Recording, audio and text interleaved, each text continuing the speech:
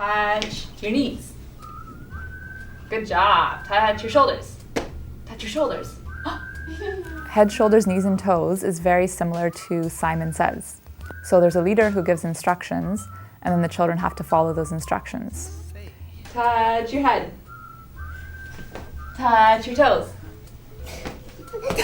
Touch your toes.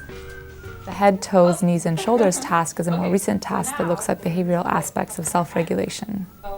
Self-regulation is at the basis of thoughtful behavior and underlies performance in most areas of school learning. This must be a big stuff game. In the first part of the game, head and toes are introduced. Are you ready?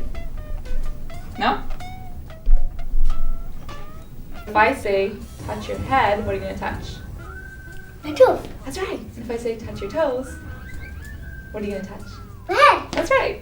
But I'm going to go a little bit faster. Touch your head. Touch your toes.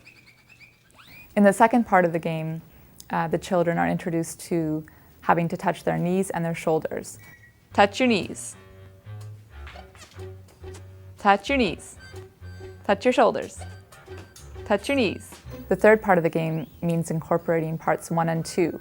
So the children have to hold in mind different behaviors in terms of touching their knees, touching their shoulders, touching their toes, touching their head, and doing the opposite of what they're told. Touch your shoulders. Touch your toes. In this game, we can see that children have to not only pay attention, they have to also remember instructions as the game goes on and builds in complexity, and they also have to control their motor responses. Touch your head. All right, touch your shoulders.